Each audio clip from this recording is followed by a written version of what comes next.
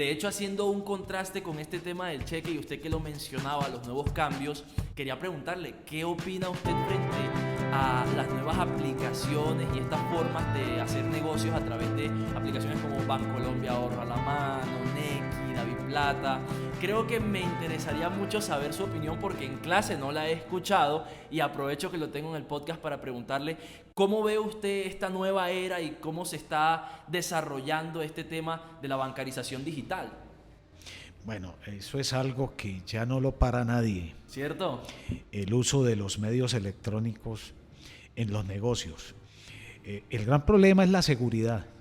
Okay. Siempre será el de la seguridad. Porque que lo utilicen, y tú mencionaste algunas aplicaciones que se están haciendo, Sí.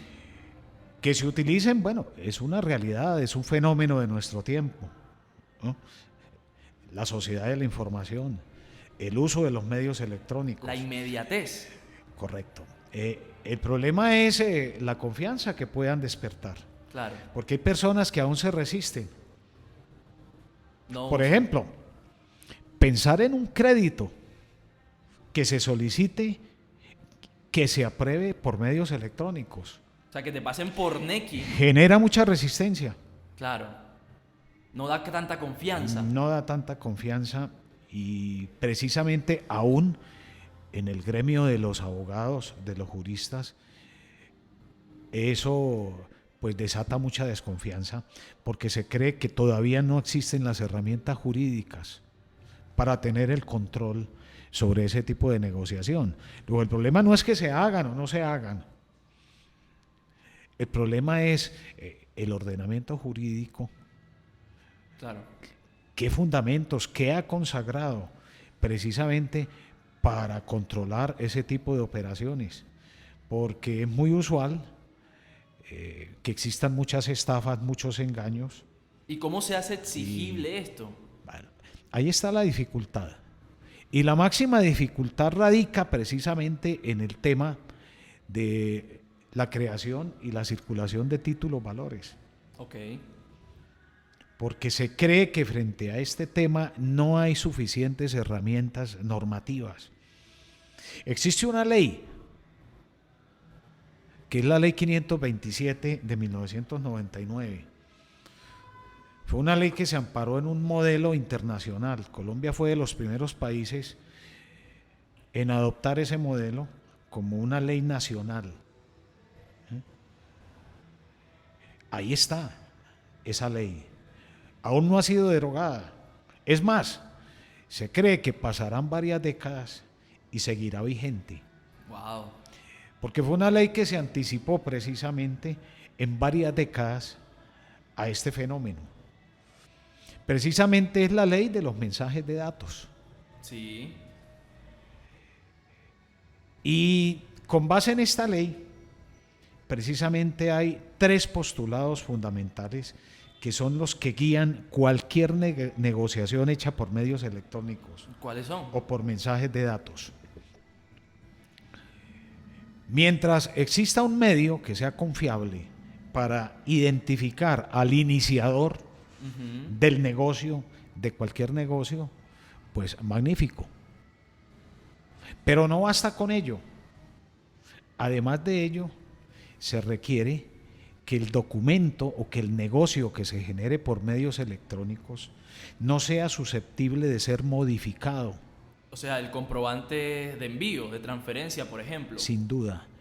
Es decir, que sea fiable, que sea confiable. Y el otro tercer postulado es que pueda ser consultado. Que el documento generado con base a ese negocio sea susceptible de ser consultado. O sea, que sea público. Claro. Con la ley 527, se acepta la juridicidad de esos negocios realizados por medios electrónicos siempre que se responda a esos tres grandes postulados. Es decir, identificar al iniciador, sí, que sea susceptible de ser consultado, okay, y que no pueda ser modificado. Interesante. Esos son los principios o las bases de cualquier documento o de cualquier negocio. Entonces, estos tres principios se aplican para todo tipo de negocio, pero sobre todo resulta útil cuando la ley exige que un documento conste por escrito o que sea original o que tenga una firma. Tremendo. Entonces, si el medio utilizado, llámese correo electrónico, WhatsApp, qué sé yo, o cualquier aplicación, Ok. si ese medio es confiable porque se puede identificar al iniciador, ¿eh? Porque es susceptible de ser consultado y es fiable ya que no puede ser alterado, entonces estaremos hablando de un documento con todas las garantías jurídicas. Mientras esto no sea así, existirán riesgos. Y ahí sí podríamos decir que hay insuficiente legislación. Que no es exigible, que no hay una legislación contundente. Ok, es bastante interesante este punto. Y llevándolo, por ejemplo, a un caso real, a un caso práctico, si entonces a mí me deben dinero y yo conozco el número de cuenta, por ejemplo, de esa persona, yo tengo un documento que cumple estos 3 requisitos que usted acaba de mencionar, yo puedo pedirle a un juez como medida cautelar que embargue esa cuenta, ese medio digital. Sí, claro. Es decir, aquí el juez tendría que mirar si se trata o no de un título valor, Ok. que sea exigible ejecutivamente. Si no tengo el título valor, sino que solamente tengo el documento que acredita que hice Claro, la transferencia. hasta hace algún tiempo se creía que era indispensable la firma digital. Ok. La reciente legislación, especialmente leyes y decretos emitidos en los últimos 10 años, que precisamente han permitido ampliar este espectro del título valor electrónico, precisamente han creado una atmósfera de confianza al respecto. Muy bueno.